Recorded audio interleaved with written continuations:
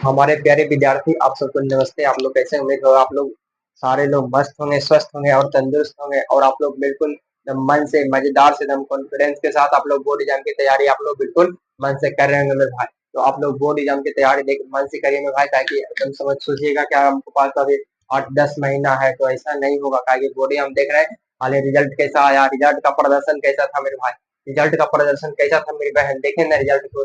जितना जितना जिस वजह से मेहनत किया वैसा वैसा फल मिला। तो आप लोग एकदम बिल्कुल एकदम मन से करिए। मोटिवेशन तो यही से मिलता है। मोटिवेशन एक पीढ़ी से अगला पीढ़ी से मोटिवेशन मिलता है मेरे भाई। मोटिवेशन के लिए एकदम खुद को एकदम आप एकदम एकदम तपा देना मेरे भाई, एकदम तपा दीजिए। हमारा एकदम क्लास देखते होंगे आप लोग, मोटिवेशन वाला पोस्ट में एकदम ऐसे ऐसे सही रहता है मेरे भाई। मोटिवेशन रहता है कि आप लोग को एकदम बिल्कुल एकदम इजी कॉन्सेप्ट के साथ उसको मिलाता है मेरे भाई। जब हमारा खुद से मोटिवेशन बनाया हुआ रहता है, उसको शायरी अपना खुद से हाथ से मेरे भाई तैयारी करते हैं। तो चलिए, आप एक्सीलेंट बोर्ड में आप लोग को स्वागत है, मोस्ट वेलकम है। सारे लोग के पास पहले क्लास को शेयर करिए, और नए लोग हैं मेरे भाई तो आप लोग से नर्म निवेदन है कि आप लोग चैनल को सब्सक्राइब करेगा, और सारे अपने भाई बहन के पास जरूर बताइएगा कि एक्सीलेंट बोर्ड बहुत इजी कॉन्सेप्ट के साथ पढ़ाया जाता है। यहाँ पे बहुत इजी कॉन्सेप्ट के साथ पढ़ाई क्लास कराया जाता है। तो सारे लोग के पास शेयर करने के लिए बोल दीजिएगा क्लास को, और आप लोग शेयर भी कर दीजिएगा, और सारे लोग चैनल को सब्सक्राइब करिएगा, और अपने व्हाट्सएप चैनल लिंक में मेरे भाई आप लोग व्हाट्सएप को में स्टेटस में भी लगा लीजिएगा हमारे चैनल को। तो चलिए, आप लोग हम पढ़ाने आज पढ़ाने जा रहे हैं मेरे भाई। एक्सीलेंट बोर्ड वाला क्लास बचा हुआ था मेरे भाई। ये ऑब्जेक्टिव का अपवर्तन वाले क्लास, अपवर्तन की क्लास ऑब्जेक्टिव का बचा हुआ था, उसको मैं आज हम लोग रिपीट करेंगे। वही रिपीट करेंगे मेरे भाई। ये प्रकाश का अपवर्तन, प्रकाश का अपवर्तन अपवर्तन प्रकाश का अपवर्तन वाला क्लास यही बचा हुआ था।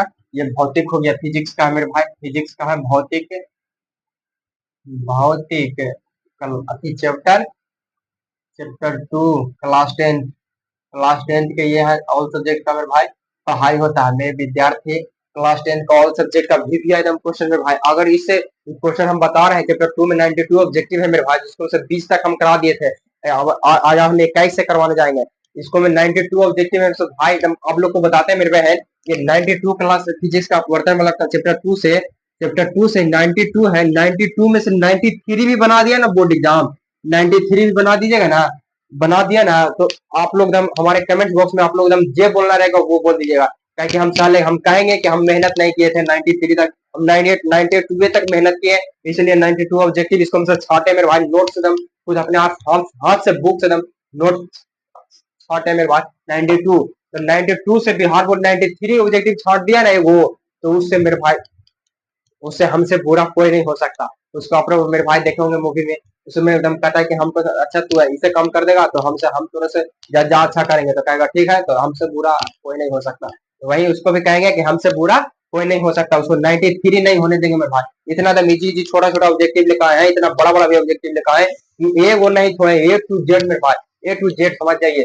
तो ये है 92, इससे बाहर नहीं। आप लोग अभी मेरे भाई ऑब्जेक्टिव पेपर पेश करिए, ताकि आप लोग को वीवीआई क्वेश्चन ऐसा बता दिया जाएगा, ऐसा क्वेश्चन बता दिया जाएगा ना। हमारा बैच वो आएगा VVI subjective batch, VVI subjective, उसको वेरी वेरी इंपॉर्टेंट। उससे उस सब्जेक्टिव वीवीआई वाला बैच से, वीवीआई सब्जेक्टिव वाला बैच से बाहर आ गया ना, बाहर बाहर एक भी क्वेश्चन आ गया ना तो इम्पॉसिबल में भाई, इससे बाहर आ ही नहीं सकता, एक भी क्वेश्चन नहीं बाहर आ सकता। तो चलिए बिना देर के है आप लोगों को क्लास करवाते हैं, चालू करते हैं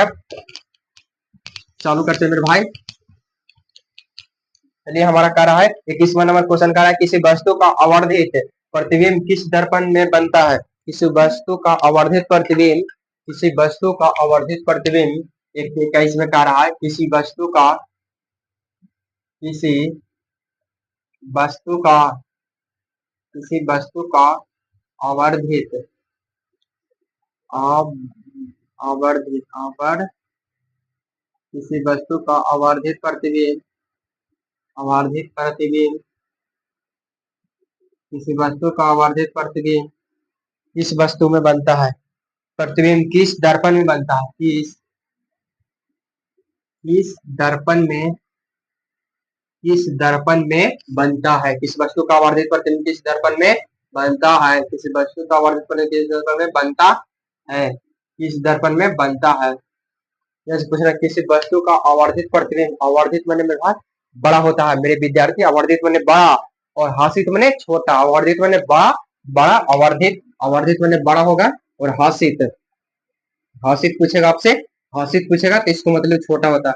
अवर्धित मैंने बड़ा और हासित मैंने छोटा। हासित पूछेगा तो छोटा, अवर्धित मैंने बड़ा। तो हमारा कह रहा है प्रतिबिंब किसको में बड़ा दिखाए, तो बड़ा किसको में अवतल, डायरेक्ट पकड़ लेना है कि बड़ा किसको में बनेगा, तो अवतल में बनेगा। बड़ा किसको में, तो इसका आंसर हो जाएगा अवतल। इसका आंसर हो जाएगा अवतल। बड़ा किसको में बनता है, अवतल दर्पण। बड़ा किसको में बनता है, अवतल दर्पण। किसी वस्तु का आवर्धित प्रतिबिंब किस दर्पण में बनता है, तो अवतल दर्पण में। अवतल दर्पण में किसी वस्तु का आवर्धित बड़ा प्रतिबिंब बनेगा तो अवतल दर्पण में बनेगा। यहाँ तक कैसे नंबर तक आप लोग क्लियर है। चलिए हम 22 से मिलते हैं। 22 क्या कह रहा है, 22 में कह रहा है कि काल्पनिक प्रतिबिंब हमेशा, काल्पनिक प्रतिबिंब हमेशा होता है। कह रहा है, क्या कह रहा है 22 में अभी कहेगा काल्पनिक प्रतिबिंब हमेशा, काल्पनिक, काल्पनिक प्रतिबिंब, काल्पनिक प्रतिबिंब हमेशा, हमेशा होता है। काल्पनिक प्रतिबिंब हमेशा कैसा होता है, तो हम देखो याद करने का सबसे अच्छा तरीका बताते हैं। काल्पनिक प्रतिबिंब हमेशा होता है, काल्पनिक प्रतिबिंब हमेशा होता है। काल्पनिक प्रतिबिंब, कल्पना, कल्पना मैंने भाई होता है हिंदी में सोच, कल्पना मैंने सोचना, कल्पना मैंने सोचना, कल्पना मैंने मेरे विद्यार्थी सोचना होता है। कल्पना मैंने सोचना, तो सोचेंगे, सोचेंगे वो सही होगा, सोचेंगे वो सही होगा। तो देखिए यहाँ से कह रहा है कि सोचेंगे वो सही होगा।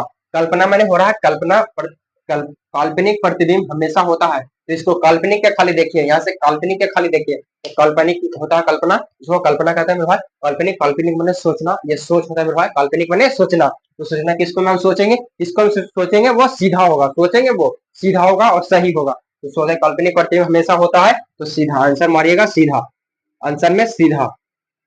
काल्पनिक प्रतिबिंब हमेशा होता है सीधा, काल्पनिक प्रतिबिंब हमेशा होता है सीधा, काल्पनिक प्रतिबिंब हमेशा होता है सीधा। आंसर में सीधा मारिएगा। काल्पनिक मैंने, कल्पना मैंने सोचना, कल्पना मैंने मेरे विद्यार्थी सोचना, तो काल्पनिक प्रतिबिंब हमेशा होता है सीधा। तो यहाँ तक आप लोग क्लियर है, यहाँ तक आप लोग क्लियर है, यहाँ तक आप लोग क्लियर है मेरे भाई, यहाँ तक आप लोग क्लियर है, यहाँ तक आप लोग क्लियर है। चलिए अब आगे क्वेश्चन से कहता है, अगला हमारा नोट्स कह रहा है कि किस दर्पण में हमेशा आभासी और छोटा प्रतिबिंब बनता है। किस दर्पण में, 23 में कह रहा है, 23 में कह रहा है किस दर्पण में, किस दर्पण में, किस दर्पण में हमेशा, किस दर्पण में हमेशा, किस दर्पण में हमेशा, किस दर्पण में हमेशा आभासी और छोटा प्रतिबिंब बनता है। किस दर्पण में हमेशा आभासी, आभासी, आभासी और, आभासी और, आभासी और छोटा प्रतिबिंब बनता है। आभासी और छोटा प्रतिबिंब, आभासी और छोटा प्रतिबिंब बनता है, बनता है, आभासी और छोटा प्रतिबिंब बनता है। इस दर्पण में केवल आभासी और छोटा प्रतिबिंब बनता है। इस दर्पण में हमेशा आभासी और छोटा प्रतिबिंब बनता है। इस दर्पण में हमेशा आभासी और छोटा प्रतिबिंब बनता है। तो आभासी और छोटा प्रतिबिंब बनेगा मेरे विद्यार्थी, तो उत्तर में बनेगा आभासी और छोटा। यहाँ से देखिए कहता है, हासित मैंने भी छोटा बताया था आप लोग को, और अवर्धित मैंने बड़ा बताया था। तो यहाँ कह रहा है छोटा, यहाँ से देखिए अवर्धित किसको में बनेगा, तो अवतल में बनेगा। अब यहाँ से ही देखिएगा उलट दिया दम, यहाँ से देखिएगा आप लोग उलट दिया दम, ये क्वेश्चन उलट दिया। यहाँ से देखिएगा, यहाँ से अवर्धित, अवर्धित के जगह पर अवर्धित और हासित, हासित, हासित की जगह पर इसको कर दिया उल्टा, इसको छोटा कर दिया और इसको अवर्धित की जगह पर बड़ा। तो यहाँ से दो क्वेश्चन बन सकता है आप लोग को, यहाँ से दो क्वेश्चन बनेगा कि किसी वस्तु का बड़ा प्रतिबिंब किस दर्पण में बनता है। तो बड़ा प्रतिबिंब पूछेगा तो अवतल में। यहाँ से देखिए किसी वस्तु का आभासी और छोटा, छोटा, छोटा बनेगा तो उत्तल, छोटा बनेगा तो उत्तल। छोटा बोल रहा है तो इसको मैं डायरेक्ट बिना देखे मार दीजिएगा आप लोग कि छोटा बोल रहा है, वो छोटा बोल रहा था। एक्सीलेंट बोर्ड में पढ़े थे क्या कि उत्तल होता है, छोटा, छोटा बोल रहा है तो उत्तल दर्पण में। किसी वस्तु का आभासी प्रतिबिंब किस दर्पण में बनता है, तो छोटा बोला था तो उत्तल, छोटा बोला था उत्तल। तो आप लोग ध्यान रखिएगा कि वो छोटा बोल रहा है, तो छोटा तो हम एक्सीलेंट बोर्ड में पढ़े थे, तो छोटा तो उत्तल में होगा, छोटा तो उत्तल में होगा। तो यहाँ तक आप लोग क्लियर है, यहाँ तक आप लोग क्लियर है मेरे विद्यार्थी जी, यहाँ तक आप लोग क्लियर है।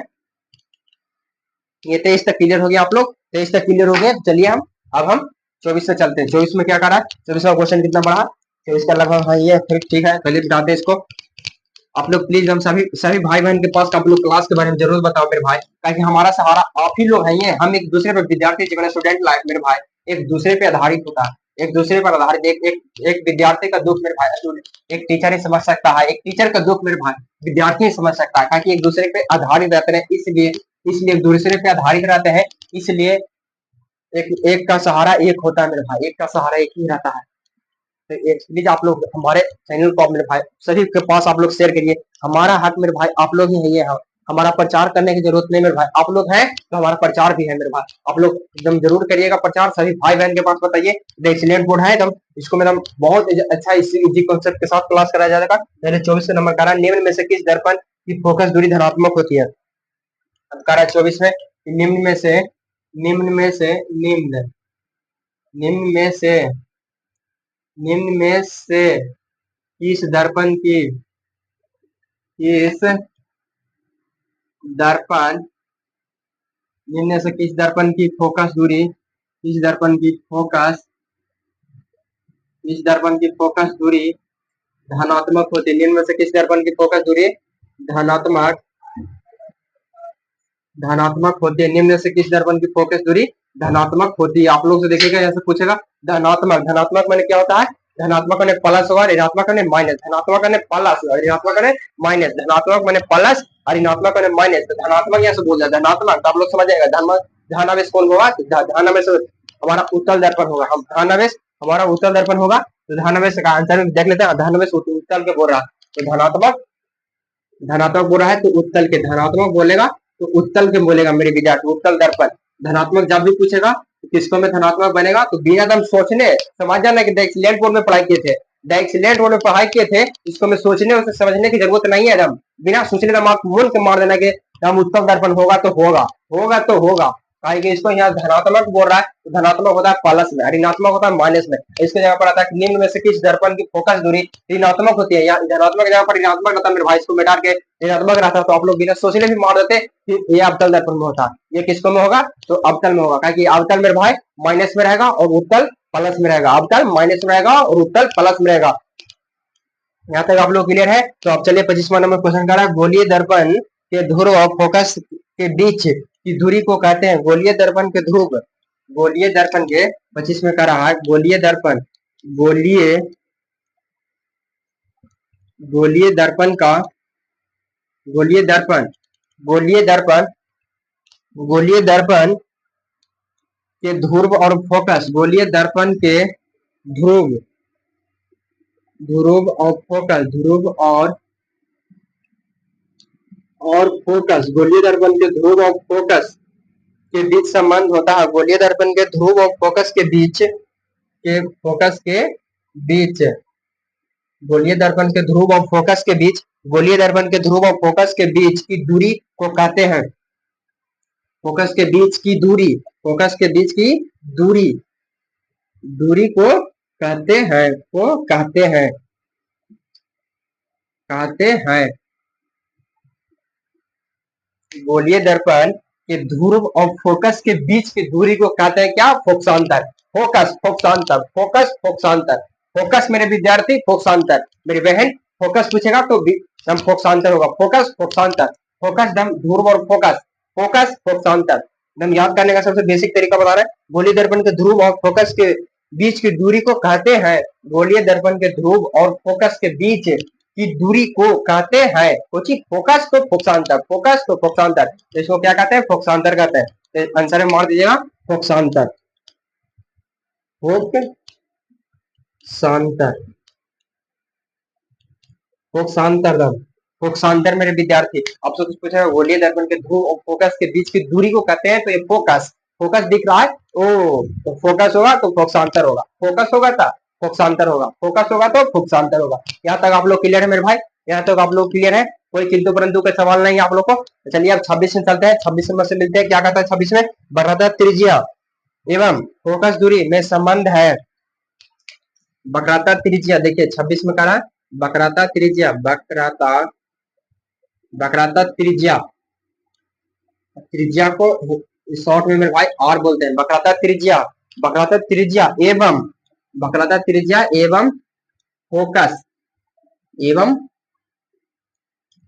फोकस एफ, इसको शॉर्ट में एफ बोलते हैं। वक्राकार त्रिज्या को आर से सूचित करते हैं, फोकस को एफ से सूचित करते हैं। ये इसको में मेरा फिजिक्स है, फिजिक्स में आप लोगों को आधा से अधिकतर में भाई साहब में लगभग 85% में भाई आप लोग को सूचित करना ही रहेगा, क्योंकि बोर्ड एग्जाम में तो टाइम तो कम रहता है, तो उसको टाइम को एकदम लेके चलना है। तो टाइम के लिए आप लोग एकदम शॉर्ट भी लिखिएगा, फोकस के एफ भी लिख देगा, तो बोर्ड एग्जाम वाला कोई हिम्मत नहीं एग्जामिनर को नंबर काट लेगा, नंबर काट लेगा मेरे भाई। एक्सीलेंट बोर्ड उसके लिए मेरे भाई आवाज उठाएगा, एक्सीलेंट बोर्ड उसके लिए आवाज उठाएगा कि तू फोकस एफ लिखा शॉर्ट में, तो उसको तुम नंबर का काट लिया, इतना तुमको में हिम्मत हो गया कि तुम नंबर काट लगाओगे एक्सीलेंट बोर्ड के विद्यार्थी का। तो उसको मेरे भाई आप लोग देखिए, वक्राकार त्रिज्या आर एवं फोकसांतर एफ, वक्राकार त्रिज्या को आर से सूचित करते हैं और फोकसांतर को फोकस को एफ से सूचित करते हैं। यहाँ तक आप लोग क्लियर है। मैं संबंध बताता है, मैं संबंध, फोकस में संबंध है, फोकस में संबंध है, फोकस में संबंध, संबंध है, फोकस में संबंध। देखिए वक्राकार त्रिज्या आर एवं फोकस में संबंध है, तो क्या होगा, आर एफ बराबर आर बाई टू, एफ बराबर मेरे भाई एफ बराबर संबंध होगा एफ बराबर आर बाई आर बटा दो, एफ बराबर आर बटा दो है। देखिएगा ऐसा आप लोग दिख रहा होगा, ये एफ बराबर आर बाई टू है, एफ बराबर आर बटा दो है, एफ बराबर आर बाई टू है मेरे भाई, एफ बराबर आर बाई टू है, एफ बराबर आर बाई टू है। आप लोग एकदम समझ रहे हैं ना। वक्राकार त्रिज्या आर एवं फोकस दूरी एफ में संबंध है, एफ बराबर आर बटा दो, एफ बराबर आर, एफ हमारा हो गया फोकस, आर हो गया त्रिज्या। इसको पलट के मेरे भाई कभी कभी ऐसा दे देगा, ये हो गया, तो आर को इधर उधर सीधे सीधे से आप लोग मैथ में पढ़े हैं मेरे भाई, आप लोग इधर तीसरा तीसरा गुना करिए तो आर हो जाएगा। तो आर बराबर ऐसे भी कभी रहेगा टू एफ, आर बराबर टू एफ किसके में संबंध है, तो ये होगा, ये मेरे भाई ये आर बराबर टू एफ भी ऐसे भी कभी कभी मेरे भाई सवाल रहता है यहाँ से। आप लोग तो यहाँ तक आप लोग क्लियर है, यहाँ तक क्लियर है। वक्राकार त्रिज्या एवं आर फोकस दूरी में, फोकस दूरी एफ में संबंध है, आर बराबर एफ बराबर आई बाई टू, एफ बराबर आर बाई टू, एफ बराबर आर बटे टू। यहाँ तक आप लोग क्लियर है। तो चलिए हम मिटाते हैं। 26 नंबर क्वेश्चन हो गया, 26 नंबर क्वेश्चन हो गया मेरे विद्यार्थी। आप लोग को पहले क्लास को हम मेरे भाई कहेंगे आप लोग को कि क्लास को आप लोग देखो, पहले पहले मेरे भाई मन से आप लोग क्लास को देखो, ध्यान से पहले क्लास को एक बार समझ लो, और दूसरा में मेरे भाई कॉपी और कलम निकाल के और क्लास के एक एक ऑब्जेक्टिव को एकदम मेरे भाई ऐसा याद कर लेना है कि पूछे वो सवाल, क्वेश्चनों ने याद बोला है आंसर बोल दिए, क्वेश्चनों ने याद बोले देना मेरे भाई, आंसर बोल देना आप लोग को। तो एकदम ऐसा बनो, एकदम ब्रिलियंट के जैसा बनो मेरे भाई, बेरलेट की जैसा। तो पहले आप लोग प्लीज, आप लोग क्लास देखा है तो आपसे नर्म निवेदन में हाथ जोड़ के आप लोग प्रार्थना करते हैं कि पहले आप लोग क्लास को पहले मन से देख लीजिए, मन से पहले कॉन्फिडेंस के साथ। आप लोग के पास टाइम है तो पहले क्लास को पहले मन से पूरा देखिए, उसके बाद कॉपी में एकदम धीरे धीरे नोट्स एकदम हट जाते हैं, क्योंकि देखिए आप लोग बोर्ड पे यहाँ लिखा के हट जाते हैं मेरे पास, कि आप लोग एकदम वीडियो रोक के आप लोग लिख सकते हैं। तो पहले क्लास को आप लोग एकदम मन से पहले लिख लीजिए, देख लीजिए, उसके बाद एकदम लिखिएगा कॉपी में। चलिए कहता है 27वां नंबर का, हजामत बनाने के लिए प्रयोग किया जाता है, हजामत 27 में करा है, हजामत हजामत हजामत हजामत बनाने के लिए प्रयोग में किया जाता है, हजामत बनाने के लिए प्रयोग में किया जाता है, हजामत बनाने के लिए प्रयोग में किया जाता है, हजामत बनाने के लिए प्रयोग में किया जाता है। अब हजामत, अभी पूछेगा नया शब्द है हजामत, आप लोग के लिए नया लगता हुआ कि हजामत है क्या। तो हजामत में भाई आप लोग, हम सब बाल दाढ़ी बनाते हैं, हम सब बाल दाढ़ी बनाते हैं, उसी को हजामत कहते हैं। हम सब बाल दाढ़ी बनाते हैं, उसको हजामत कहते हैं भाई। जब बाल दाढ़ी बनाता है उसको हजामत कहते हैं। तो हजामत बनाने के लिए कौन सा दर्पण का प्रयोग किया जाता है, तो उसको में अवतल दर्पण का, अवतल दर्पण में इसलिए प्रयोग किया जाता है। अब पूछेगा कि अवतल दर्पण के प्रयोग किया जाता है, उत्तल के हम कहा करते हैं, समतल के न कहा करते हैं। तो अवतल दर्पण के मेरे भाई इसलिए उपयोग किया जाता है, उसको में बड़ा प्रतिबिंब बनता है, जिससे हमारा बाल, छोटा छोटा बाल भी उसको में बड़ा दिखाई देता है। तो लगता है नहीं यहाँ पे बाल ही छूट गया है, हजामत जी देखिए यहाँ पे बाल ही छूट गया, इसको बढ़िया से बनाइए, तो ऐसे बढ़िया से बनाइए तो ये हमारा बाल छूट गया। तो इसी कहता है कि हजामत बनाने के लिए कौन से दर्पण का प्रयोग किया जाता है, कौन से प्रयोग, हजामत बनाने के लिए प्रयोग में किया जाता है, प्रयोग में कौन से दर्पण का प्रयोग किया जाता है, तो अवतल का। हजामत बनाने के लिए कौन सा दर्पण, अवतल का। अब अवतल दर्पण का, अवतल दर्पण का उपयोग हम लोग किस में करते हैं, हजामत में बाल दाढ़ी बनाने के लिए अवतल दर्पण का उपयोग करते हैं। एकदम उसको में एक भी केस में भाई उसको में बाल छोटा छोटा दिखाएगा, उसको बड़ा दिखाई देगा, लगा नहीं बढ़ गया हमको, बलवा बढ़ गया है, हमको दढ़िया बढ़ गया, बना लेते हैं, ये काहे कि बड़ा बड़ा दिख रहा है, तो इसलिए उपयोग करते हैं अवतल दर्पण का। यहाँ तक आप लोग रहे। और 28 में कह रहा है सोलर कुकर में प्रयोग किया जाता है। सोलर कुकर में 28 में देखिएगा, सोलर सोलर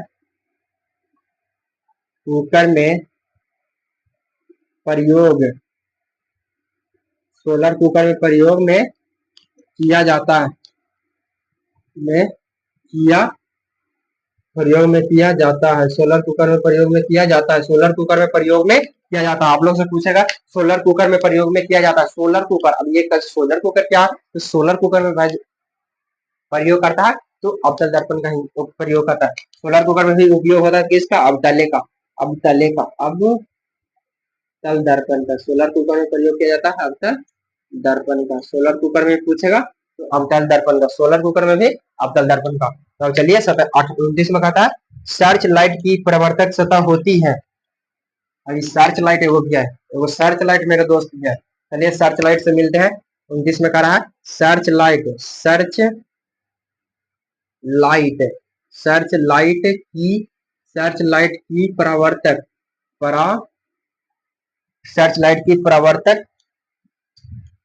सर्च लाइट की परावर्तक, सर्च लाइट की प्रवर्तक होती है, सर्च लाइट की प्रवर्तक सतह होती है, सर्च लाइट की प्रवर्तक सतह होती है, सर्च लाइट की प्रवर्तक सतह होती है। एक विद्यार्थी का मेरे भाई सबसे अच्छा दोस्त बुक है, एक एक टीचर का सबसे अच्छा दोस्त बुक है और स्टूडेंट भी है, तो इसीलिए मेरे भाई हम सब थोड़ा भी डॉट, इतना भी मेरे भाई इतना सा भी डॉट लगता ना है, ये बाल हमारा है, इतना ये छोटा बाल है, इतना भी बाल हमारा बाल के साइज भी छोटा एकदम डॉट लगता है, हम तुरंत नोट्स में देख लेते हैं। इसलिए आप लोग को तो मेरे भाई, आप लोग को एकदम किंतु परंतु होने का जरूरत नहीं है, आप लोग को एकदम नोट्स खुद से तैयार किया हुआ हमारा नोट्स है मेरे भाई, तो ये नोट्स आप लोग को हम पढ़ाते हैं, तो हम बुक से मेरे भाई नोट्स बनाए हैं। आप लोग 10th भौतिक की फिजिक्स की किताब देते हैं, आप लोग को किताब नहीं है, एनसीईआरटी बुक जाइएगा, आप डाउनलोड कर लीजिएगा वहां से, एनसीईआरटी क्लास 10th वाला वो बुक है, बहुत अच्छा, उसको हम भी यूज करते हैं, वही हमको पास किताब नहीं है तो हम भी वही ऐप का यूज करते हैं, तो आप लोग भी यूज करिएगा। नहीं है जिनके पास बुक यूज करिएगा मेरे भाई, मगर नॉर्मल फैमिली, मिडिल फैमिली से आप लोग बिलोंग करते हैं, तो एक मिडिल फैमिली का दुख मेरे भाई, एक मिडिल फैमिली का स्टूडेंट ही समझ सकता है, तो इसीलिए हम बताते हैं आप लोग को। सर्च लाइट की प्रवर्तक सतह पूछेगा तो सर्च लाइट में भी कौन सा दर्पण होता है, तो अवतल, सर्च लाइट में पूछेगा तो यहाँ पे कर दीजिए आंसर में अवतल दर्पण, अवतल, अवतल दर्पण, सर्च लाइट की प्रवर्तक सतह होती है अवतल दर्पण की, सर्च लाइट की प्रवर्तक सतह होती है, सर्च लाइट की पूछेगा मेरे विद्यार्थी तो अवतल दर्पण का होता है, सर्च लाइट का पूछेगा अवतल, सर्च लाइट मेरे भाई थोड़ा सा टॉर्च उसको बोलते हैं, उसका उपयोग किया जाता है तो अवतल दर्पण का। अब यहाँ तक क्लियर है। और 30 में कह रहा रोगियों के नाक कान गले, रोगियों के, रोगियों के, थोड़ा सा इसको मिल डाल दे या क्लास ले ले, चलिए ले लेते हैं। कहा रोगियों के नाक कान गले, रोगियों के, रोगियों, रोगियों के नाक कान गले, नाक कान गला, गले, गले, गले मेरे भाई गला हो गया, गला, ये गला, गला यहाँ पे होता है मेरे भाई, तो आप लोग जानते हैं रोगियों के नाक कान गले आदि की जांच के लिए, आदि की जांच, आदि माने इत्यादि, आदि की जांच, आदि की जांच के लिए डॉक्टर, डॉक्टर किस दर्पण का उपयोग करते हैं, डॉक्टर किस दर्पण का, किस दर्पण का प्रयोग करते हैं, डॉक्टर किस दर्पण का प्रयोग करते हैं, करते,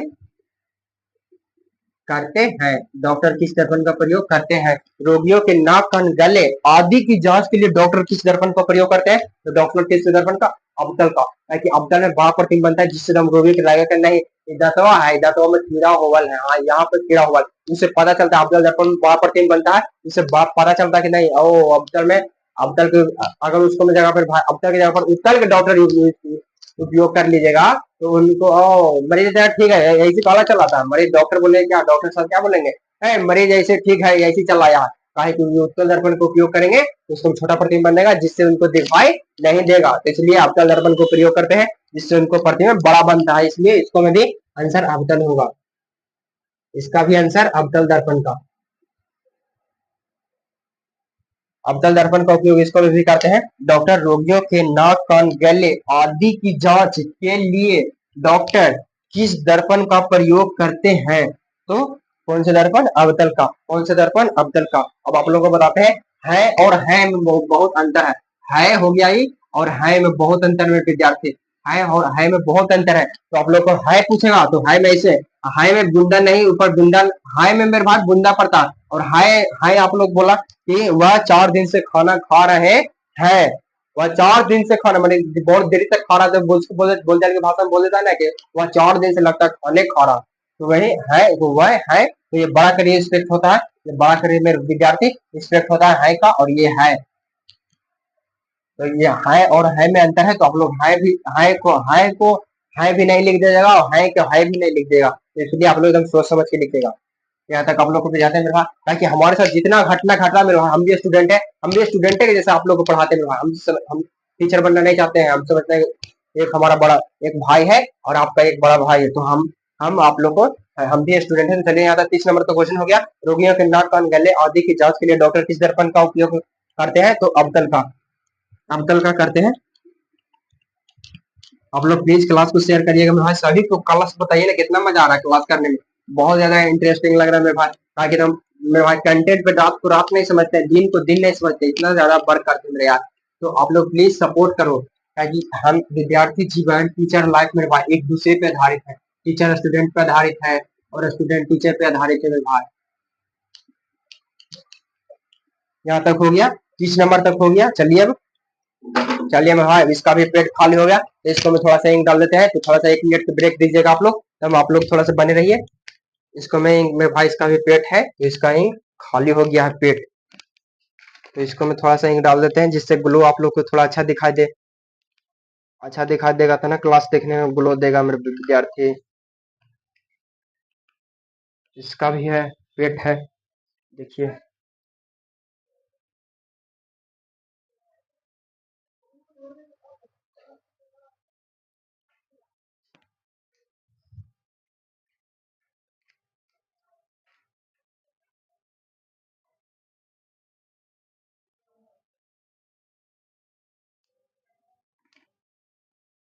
आप लोग एकदम, आप लोग मन से एकदम मेरे विद्यार्थी, आप लोग क्लास करिए, पढ़ाई करिए मेरे भाई। आप लोग को समझ टेंशन नहीं लेना है।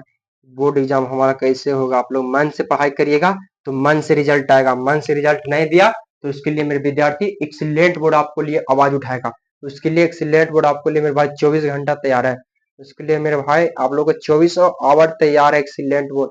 कोई किंतु परंतु का सवाल आप लोग को 12 बजे रात के, 2 बजे रात के, 1 बजे रात के भी लगा तो आप लोग हमारे हेल्पलाइन नंबर पे कॉल करके बोल सकते हैं। हेल्पलाइन नंबर आप लोग को बता देते हैं। उसके पे आप लोग कॉल करके उसको पे बोलिएगा कि हमको साथ ऐसे हो रहा है भैया, ऐसे हो रहा है, वैसे हो रहा है। तो उसको पे हम आवाज उठाएंगे मेरे विद्यार्थी, हम आवाज आप लोग के लिए उठाएंगे। उसको पे आप लोग को डरने की बात नहीं है मेरे भाई, किंतु परंतु सोचना ही नहीं है, काय कि एक्सीलेंट बोर्ड के विद्यार्थी हैं, चैंपियन बैच के विद्यार्थी हैं।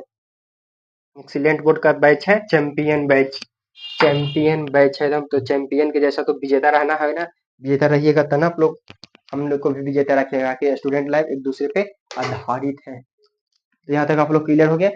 तो अब चलिए हमारा अगला क्वेश्चन से मिलते हैं। अगला कर रहा है 31वां नंबर का रहा है, पानी में डूबे एक उत्तल लेंस की फोकस दूरी हवा में इसकी फोकस दूरी की अपेक्षा होती है। हवा में इसकी फोकस दूरी की अपेक्षा कम होती है। पानी में डूबे एक उत्तल लेंस की फोकस दूरी, पानी में डूबे 31 में का रहा है, 31 में का रहा है, पानी में डूबे, पानी में डूबे, पानी में डूबे, पानी में डूबे एक उत्तल लेंस की फोकस दूरी, पानी में डूबे एक एक उत्तल लेंस, एक उत्तल लेंस, एक उत्तल लेंस की, एक उत्तल लेंस की फोकस दूरी, फोकस, पानी में डूबे एक उत्तल लेंस की फोकस दूरी, फोकस दूरी, पानी में डूबे एक उत्तल लेंस की फोकस दूरी, पानी में डूबे एक उत्तल लेंस की फोकस दूरी हवा में इसकी फोकस दूरी की अपेक्षा, हवा में फोकस दूरी, हवा में फोकस, हवा में फोकस दूरी की अपेक्षा, हवा में फोकस दूरी की अपेक्षा हवा में फोकस दूरी की अपेक्षा होती है तो कम होती है। हवा में उसकी फोकस दूरी की अपेक्षा कम होती है। आंसर में मान लीजिएगा कम, आंसर में कम होती है, अपेक्षा कम होती है, अपेक्षा कम होती है, अपेक्षा कम होती है। जब पानी में डूबे एक उत्तल लेंस की फोकस दूरी हवा में फोकस दूरी की अपेक्षा, पानी में डूबा हुआ उसको हवा से तुलना करेगा तो उसको कम होगा। पानी में कोई वस्तु मेरे भाई डूबा है, उसको हवा से तुलना करेगा, देखिए पानी में मेरे भाई किसी भी लकड़ी देखेगा, लकड़ी देखेगा, लकड़ी मेरे भाई, लकड़ी को आप लोग एकदम सूखा लकड़ी को आप लोग मेरे भाई पानी में फेंक दीजिएगा, नदी में फेंक दीजिएगा तो मेरे भाई एकदम ऐसे छालाल हुआ रहेगा, एकदम ऐसे एकदम पानी पे एकदम अटका रहेगा। अब डूबा नहीं कर, उसको हाथों से चाटिएगा तो डूब नहीं सकता मेरे भाई, सूखा लकड़ी डूब नहीं सकता। तो यही कारण है पानी में डूबे एक उत्तल लेंस की फोकस दूरी हवा में फोकस दूरी की अपेक्षा कम होती है, हवा में फोकस दूरी की अपेक्षा कम होती है। अब कह रहा है 32 में उत्तल लेंस में बना प्रतिबिंब होता है, उत्तल लेंस में बना प्रतिबिंब होता है, उत्तल लेंस में, उत्तल लेंस में, उत्तल लेंस में, उत्तल लेंस में बना प्रतिबिंब, बना उत्तल लेंस में बना प्रतिबिंब, उत्तल लेंस में बना प्रतिबिंब होता है, उत्तल लेंस में बना प्रतिबिंब होता है। उत्तल लेंस में बना प्रतिबिंब कैसा होगा, तो उत्तल लेंस में छोटा होगा, उत्तल लेंस में उल्टा होगा मेरे भाई, वास्तविक और उल्टा। उत्तल लेंस में बना प्रतिबिंब होगा वास्तविक और उल्टा। उत्तल लेंस से बनेगा कौन, वास्तविक, वास्तविक। अब वास्तविक रहता है वो कैसा रहता है, वास्तविक, और वास्तविक रहता है वो उल्टा रहता है, वास्तविक उल्टा रहता है, उल्टा। काल्पनिक यहाँ पे रहता है तो काल्पनिक और सीधा होता, यहाँ से पूछता तो काल्पनिक और सीधा होता है। तो इसको हम पूछा उत्तर लेंस, उत्तर लेंस में कैसा बनता है, तो वास्तविक और उल्टा। वास्तविक होता है जो उल्टा होता है, काल्पनिक मैंने सोचेंगे, सोचेंगे वो सीधा होगा, सोचेंगे वो सीधा होगा, और वास्तविक मेरे जो रियल में है वो उल्टा एकदम गलत है, वो रियल में एकदम सामने दिखा रहा है हमको कि ऐसे है तो नहीं, हम उसको गलत माने, उल्टा चलता है, इसीलिए वास्तविक का उल्टा हो गया। 32 तक क्लियर हो गया आप लोग। 33 में कह रहा है उत्तल लेंस द्वारा काल्पनिक प्रतिबिंब बनता है, उत्तल लेंस द्वारा, उत्तल लेंस द्वारा, उत्तल लेंस द्वारा, उत्तल, उत्तल लेंस, उत्तल लेंस द्वारा, उत्तल लेंस द्वारा काल्पनिक प्रतिबिंब, उत्तल लेंस द्वारा काल्पनिक प्रतिबिंब, उत्तल लेंस द्वारा काल्पनिक प्रतिबिंब बनता है, प्रतिबिंब बनता है, प्रतिबिंब बनता, प्रतिबिंब बनता है, उत्तल लेंस द्वारा काल्पनिक प्रतिबिंब बनता है जब बिंब, जब बिंब कहाँ रहता था, प्रतिबिंब बनता है, चलिएगा फोकसांतर से कम दूरी पर रहता है, फोकसांतर उत्तल लेंस द्वारा काल्पनिक प्रतिबिंब बनता है, कहाँ बनेगा, तो फोकसांतर, फोकसांतर से, फोकसांतर से कम दूरी पे, कम दूरी पर, फोकसांतर से कम दूरी पर रहता है, कम दूरी पर रहता है, फोकसांतर से कम दूरी पर रहेगा तो काल्पनिक प्रतिबिंब बनता है, फोकसांतर से कम दूरी पर रहता है तो काल्पनिक प्रतिबिंब बनता है। कहता है लेंस की क्षमता होती है, चलिए अब इसको मिटाते हैं, यहाँ तक आप लोग क्लियर है, यहाँ तक आप लोग क्लियर है। कहता है उत्तल लेंस द्वारा काल्पनिक प्रतिबिंब बनता है जब बिंब, बिंब को कहाँ रखेंगे, तो हमारा उत्तल लेंस में काल्पनिक प्रतिबिंब बनेगा, तो उसको मैं फोकसांतर से कम दूरी पर रखेंगे उसको वस्तु को, तो उसको में काल्पनिक प्रतिबिंब बनेगा। तो यहाँ तक आप लोग क्लियर है, चलिए हम मिटाते हैं।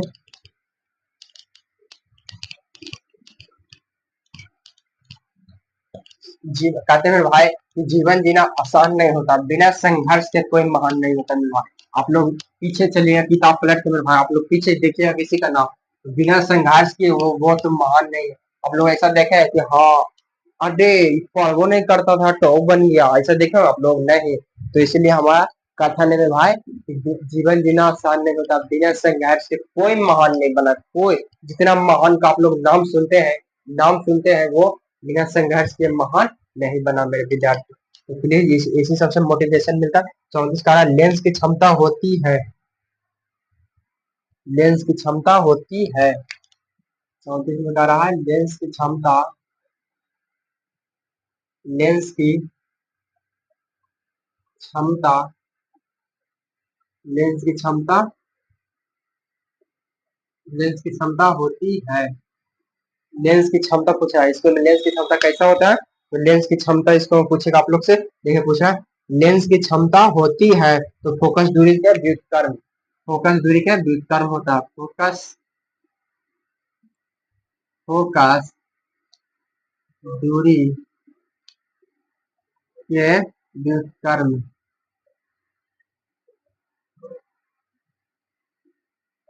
लेंस की क्षमता होती है तो फोकस दूरी के व्युत्क्रम, लेंस की क्षमता होती है तो फोकस दूरी के व्युत्क्रम, फोकस दूरी के लेंस की क्षमता फोकस दूरी के व्युत्क्रम होता है। अब करा 35 में करा उत्तल लेंस में जब बीम को उत्तल लेंस में जब उत्तल लेंस में जब 35 में आइएगा उत्तल लेंस में जब उत्तल लेंस में उत्तल लेंस में जब उत्तल लेंस में जब बिंब को एफ और उत्तल लेंस में जब बिंब को एफ और 2f, बिंब को एफ और 2f के बीच रखा जाता है। 2f इसका आंसर ये है ऊपर वाला है, 2f के बीच 2f के बीच रखा जाता है, 2f के बीच रखा 2f के बीच रखा जाता है। उत्तल लेंस में जब बिंब को एफ और 2f के बीच रखा जाता है, कब रखा जाता है तब बना प्रतिबिंब होता है। तब तब प्रति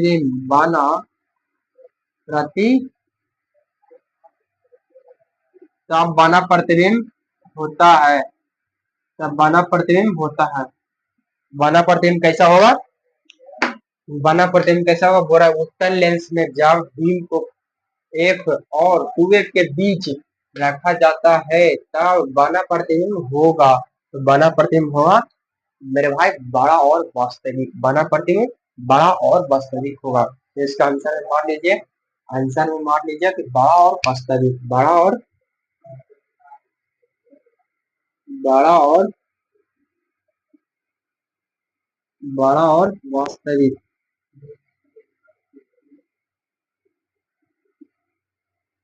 बड़ा और वास्तविक होगा। कारण उत्तल लेंस में जब बीम को एफ फोकस एफ बीम को एफ यानी फोकस और 2f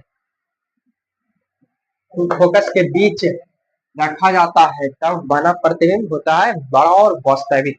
बड़ा अगर बनेगा उसको प्रतिबिंब और वास्तविक बनेगा। अब 36 में देखिएगा दो वक्रीय पृष्ठों से घिरे ठोस माध्यम को कहते हैं। दो वक्रीय पृष्ठों 36 में कह रहा है दो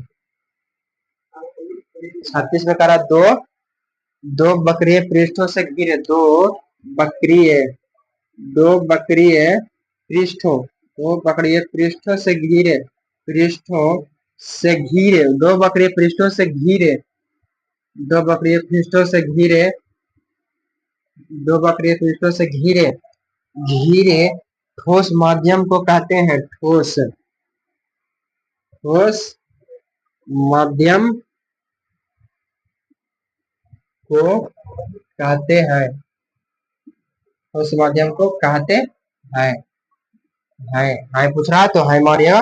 और कि तो वक्रीय पृष्ठों से घिरे ठोस माध्यम को कहते हैं तो गोलीय लेंस कहते हैं। गोलीय लेंस गोलीय गो गोलीय लेंस गोलीय लेंस का नाम कहा दो वक्रीय पृष्ठों से घिरे ठोस माध्यम को कहते हैं। ठोस माध्यम को कहते हैं तो गोलीय, दो वक्रीय पृष्ठ से घिरे दो वक्र पृष्ठ में भाग उसको से घिरा उसको गोलीय लेंस मेरे भाई उसको गोलीय लेंस कहते हैं। उसको गोलीय लेंस कहते हैं। यहाँ तक आप लोग क्लियर है। उसको गोलीय लेंस कहते हैं। यहाँ तक आप लोग क्लियर है। तो अब कह रहा हमारा साइंटिस्ट, किस चीज का उपयोग कर श्वेत प्रकाश को 7 रंगों में बांटा जा सकता है? किस चीज का उपयोग कर, 37 में यहाँ से मान लीजिए, 37 यहाँ से, चलिए बुल्लू से लिख देते हैं 37 को। कह रहा है किस चीज का उपयोग कर, किस चीज का, किस चीज का उपयोग कर, किस चीज का उपयोग, किस चीज का उपयोग कर, किस चीज का उपयोग कर श्वेत प्रकाश को 7 रंगों में, किस चीज का उपयोग कर श्वेत प्रकाश,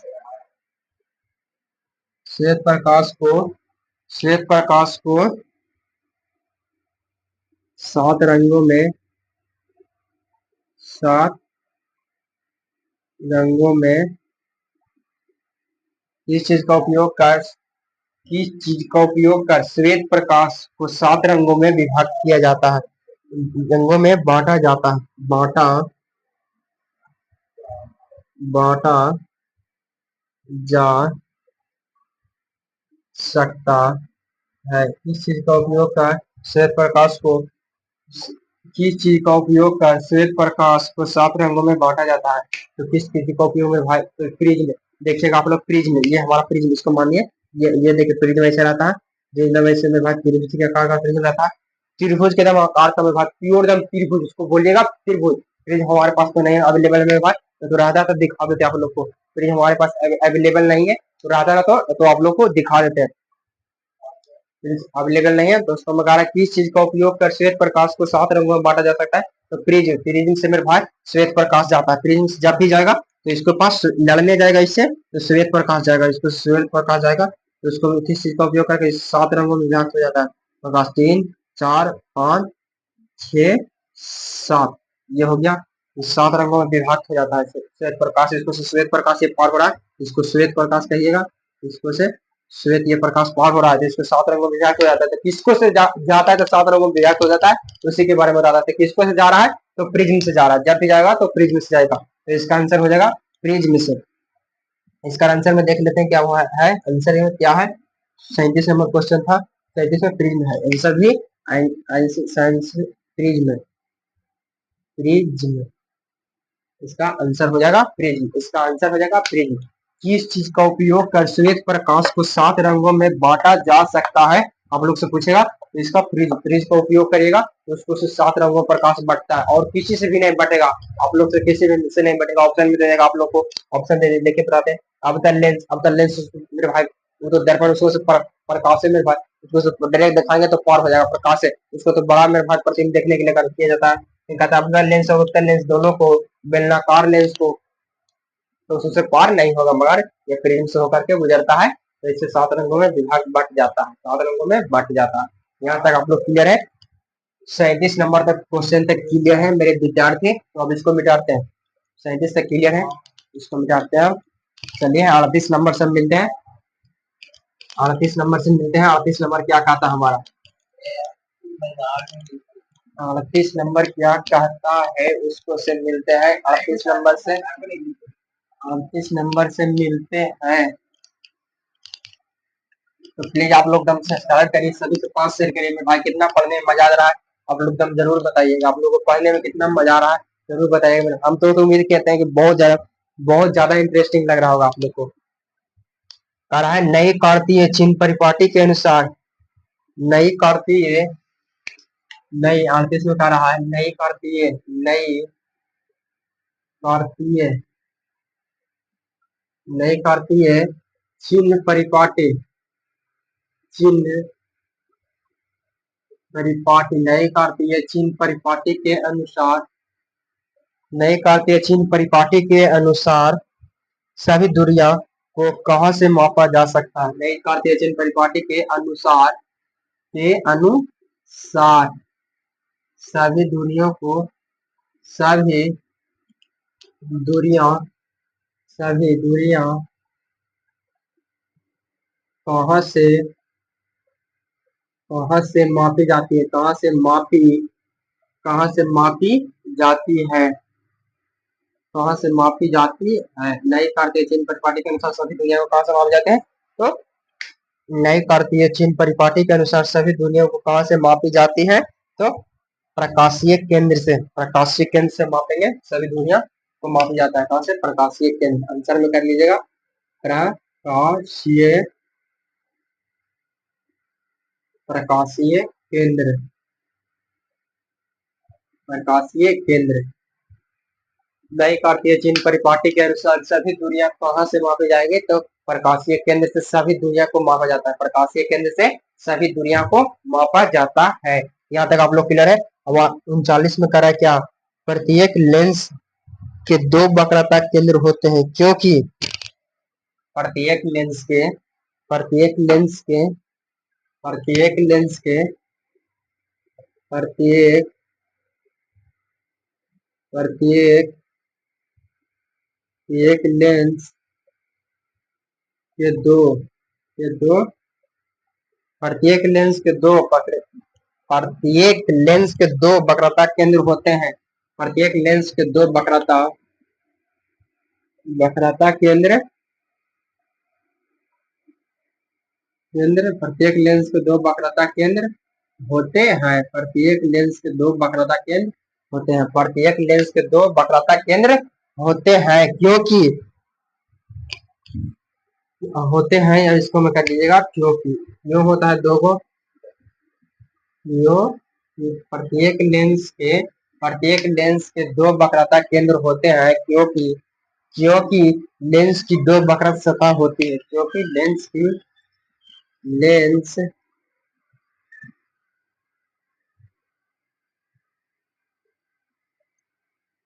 की दो वक्र सतह, वक्र सतह होती है। लेंस की दो वक्र सतह होती,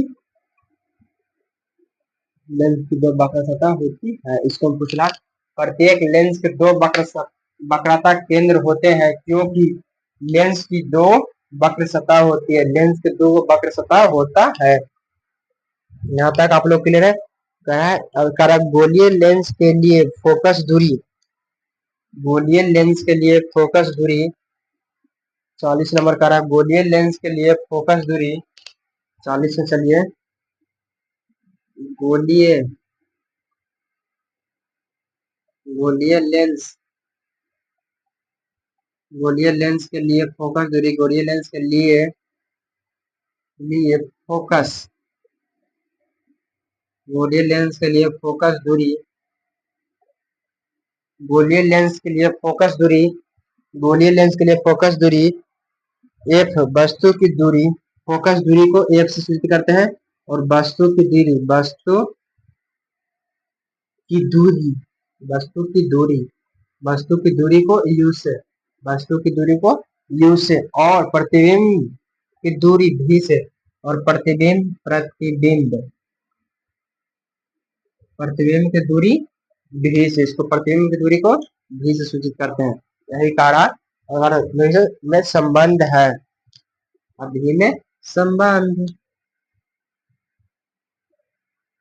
संबंध कारण गोलीय लेंस के लिए फोकस दूरी एफ, गोलीय लेंस के लिए फोकस दूरी एफ, फोकस दूरी एफ, वस्तु की दूरी यू, वस्तु की दूरी से मेरे पास यू से सूचित करते हैं, वस्तु की दूरी को यू से सूचित करते हैं, और संबंध प्रतिबिंब की दूरी को भी से, प्रतिबिंब की दूरी को भी से। तो यही पे आप लोग को बैठा देना, यही पे आप लोग को बैठा देना। गोलीय लेंस में भाई, गोलीय लेंस में होगा जब भी होगा तो माइनस होगा। चलिए इधर से आप लोग बैठा दीजिएगा। इसका आंसर होगा 1/v, 1/v माइनस 1/u बराबर 1/f। यही हो गया आंसर। आंसर कह रहा गोलीय लेंस के लिए फोकस दूरी को f से, इसको फोकस दूरी को f से हो गया, वस्तु की दूरी को u से, वस्तु की दूरी को u से, और प्रतिबिंब की दूरी को v से, v से। तो इसको मैं भी लेंस कह रहा गोलीय लेंस में होगा माइनस होगा, तो 1/v माइनस 1/u बराबर 1/f। यही संबंध है। संबंध पूछेगा तो 1/v माइनस 1/u बराबर 1/f। यही संबंध है, यही संबंध है। अब कह रहा है एक अवतल दर्पण की फोकस दूरी 10 सेंटीमीटर। और चलिए इसको मिटाते हैं। यहाँ तक आप लोग क्लियर है? 40 तक किसी को क्लियर हो गया मेरे भाई? 40 तक क्लियर होगी?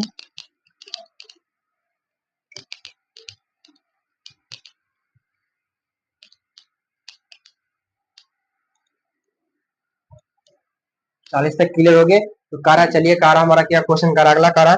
एक अवतल दर्पण की फोकस दूरी 10 सेंटीमीटर है।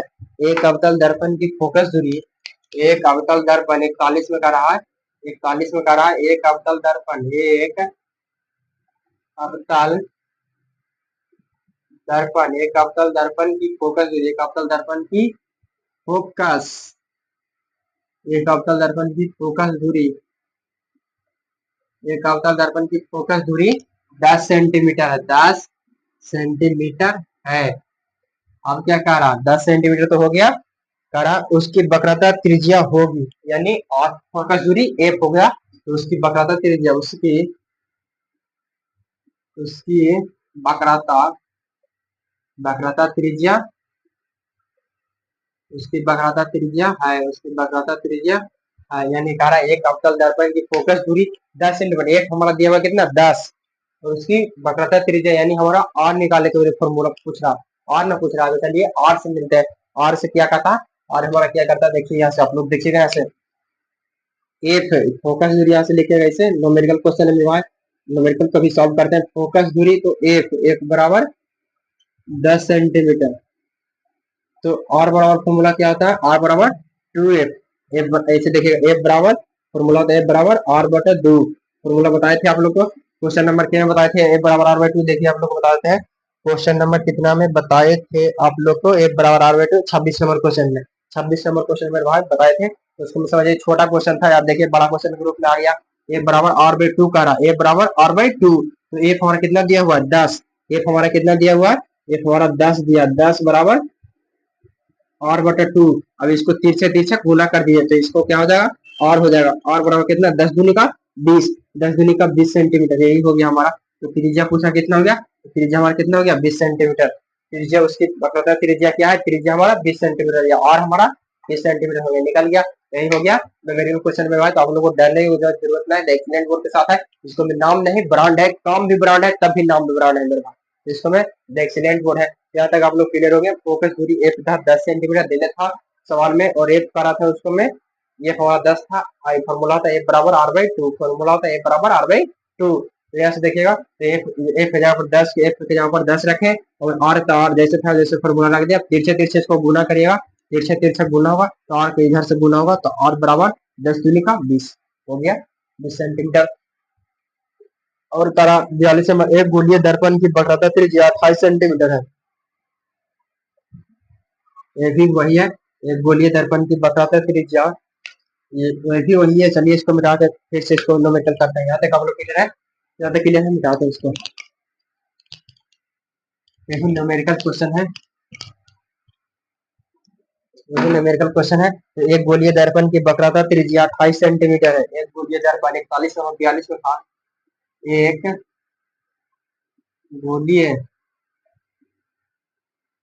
एक गोलीय दर्पण की, एक गोलीय दर्पण की वक्रता त्रिज्या, दर्पण की वक्रता, वक्रता त्रिज्या, वक्रता त्रिज्या, त्रिज्या 28 सेंटीमीटर है, 28 सेंटीमीटर है, एक गोलीय दर्पण की वक्रता त्रिज्या कितना है 28, त्रिज्या दिले हुआ हमारा 28, इसकी फोकस दूरी, अब एफ निकालने का रहा, इसकी फोकस दूरी, इसकी फोकस दूरी, इसकी फोकस, इसकी फोकस दूरी, इसकी फोकस दूरी है, इसका मैं कह रहा है कि एक गोलीय दर्पण की फोकस की वक्रता त्रिज्या 28 सेंटीमीटर है, इसकी फोकस दूरी होगा, इसकी फोकस दूरी, अब देखिएगा यहाँ से आप लोग, यहाँ से आप लोग देखिएगा तो न्यूमेरिकल वाला क्वेश्चन नहीं समझ में आता है, इसको समझ जाइएगा, कह रहा गोलीय दर्पण की वक्रता त्रिज्या, त्रिज्या यानी आर, त्रिज्या यानी त्रिज्या, त्रिज्या को आर से सूचित करते हैं, तो आर बराबर कितना दिया हुआ हमारा 28 सेंटीमीटर, आर बराबर कितना दिया हुआ है 28 सेंटीमीटर, आर बराबर 28 सेंटीमीटर, इसकी फोकस दूरी, तो फॉर्मूला क्या होता है, फॉर्मूला फोकस दूरी पूछ रहा है, फोकस, तो फॉर्मूला क्या होता है एफ, एफ बराबर आर बाई 2, फॉर्मूला क्या होता है एफ बराबर आर बाई 2, तो अब यहाँ से भर दीजिए फॉर्मूले पे आप लोग, देखिए फॉर्मूला एफ, एफ हमारा पूछा फोकस दूरी, तो एफ को एकदम सीधा का सीधा छोड़ देंगे। और दिया हुआ कितना 28 दिया है, तो 28/2 इसको कर दीजिएगा। अब इसको एकदम काटिएगा, इसको मेरे भाई काटिएगा, आप लोग इसको काटिएगा तो कितना होगा 28 का आधा 2 से 14 होगा, 2 से 14, इसको 14 बार में ये काट गया, तो इसका एक बराबर कितना हो जाएगा, इसका आंसर एक बराबर 14 सेंटीमीटर। इसका आंसर हो गया एक बराबर 14 सेंटीमीटर। यहाँ तक आप लोग क्लियर है। ये हमारा फोकस, इसकी फोकस दूरी है, इसकी फोकस दूरी पूछ रहा था, तो फोकस दूरी कितना हुआ एक बराबर 14 सेंटीमीटर। यहाँ से काटे तो हो गया। फिर देखिए फिर से समझाते हैं। त्रिज्या आर हुआ, त्रिज्या हमारा दे लेता है क्वेश्चन में 28 सेंटीमीटर है, तो 28 सेंटीमीटर आर के जगह पर 28 सेंटीमीटर रखिए। और फोकस पूछ रहा है, तो फोकस का फॉर्मूला होता है मेरे भाई, फॉर्मूला बताता त्रिज्या के फोकस दूरी समान बताता है फॉर्मूला ए बराबर आर बाई टू, ए बराबर आर बाई टू। तो एक हमारा निकालने लग हो जाता है, तो एक के जैसे जैसे लिखिए बराबर आर की जगह देना था 28, तो 28 लिखे, और दो तो ये है तो दो, तो 28/2 तो 14, 28 2 से भागा दीजिएगा तो 14 बार आएगा, तो ये बराबर कितना बड़ा 14 सेंटीमीटर हो गया। तो आज मेरे भाई आप लोग को इतने ही क्लास रहने देते हैं, लगभग 1 घंटा क्लास हो गया मेरे भाई। तो आप लोग प्लीज मन से पढ़िए, थोड़ा थोड़ा पढ़िए, मगर इतना थोड़ा थोड़ा पढ़िए मेरे भाई कि आप लोगों को तो पता नहीं लगे कि हम 1 घंटा पढ़ेंगे। तो ऐसा लगना चाहिए नहीं मेरे भाई, आप लोग एकदम मन से थोड़े थोड़े पढ़िए, मगर मन से पढ़ेगा मेरे भाई। हमारा लक्ष्य है कि हमारे सभी भाई बहन को बहुत बोर्ड एग्जाम में अच्छा से अच्छा, जितना सपना देखे उतना सपना जरूर पूरा होगा मेरे भाई। यहाँ से कहते हैं मेरे भाई कि रैंकर्स पैदा नहीं, रैंकर्स बनाया जाता है, तो इसलिए आप लोग को डरना नहीं है कि रैंकर्स पैदा होता है, रैंकर्स आप लोग को बनाया जाएगा। तो चलिए आप लोग का मेरे भाई यहाँ तक आप लोग 42 नंबर क्वेश्चन तक बता दिए। तो ये हमारा मीडिया सब्जेक्ट ऑब्जेक्टिव क्वेश्चन था मेरे विद्यार्थी जी। तो आप लोग कमेंट करके जरूर बताइएगा कि ये क्लास आप लोग कैसा लगा। फिर भाई आप लोग कमेंट में भाई बहुत प्यारा प्यारा करते हैं, तो आप लोग भी मिलजुल करिए ना, एकता हम बल है, एकता हम बल है। एक को करिएगा, दो को करिएगा, तीन को करिएगा, मेरे भाई धीरे धीरे धीरे धीरे प्रोसेसिंग तक एकदम बढ़ते रहेगा मेरे भाई। तो आप लोग प्लीज कमेंट करके जरूर बताइएगा कि ये क्लास कैसा लगा। अच्छा लगा तो अच्छा कमेंट करिएगा, खराब लगा तो खराब ही कमेंट करिएगा, अच्छा लगा तो और अच्छा करेंगे, प्रयास करेंगे, खराब लगा तो और उसको एकदम बेहतर करने का प्रयास करेंगे विद्यार्थी। ताकि एकदम खराब होता है तो ये अच्छा होता है मेरे भाई, ठोकर लगता है तो ये इंसान पैर उठा के चलता है मेरे विद्यार्थी, आप लोग समझ जाइएगा। ठोकर किसी को लगता है तो भैया हम हमको भी ठोकर मानते हैं, हमको भी ठोकर लगा, हम अपने पर लेते हैं, हमको ठोकर लगा तो हम पैर उठा के चलेंगे मेरे भाई, इसलिए ठोकर लगता है तो भैया इंसान को पैर उठा के चलता है। तो इसलिए मेरे भाई आप लोग एकदम मेहनत करिए, एकदम बोर्ड एग्जाम में अच्छा रिजल्ट आएगा, आपको परफॉर्मेंस भी आप लोग अच्छा करिएगा। तो थैंक यू, जय हिंद, धन्यवाद मेरे विद्यार्थी जी। इसके बाद अगला क्लास 42 नंबर से 43 नंबर क्वेश्चन मेरे भाई अगली क्लास में होगा। तो थैंक यू, जय हिंद, धन्यवाद।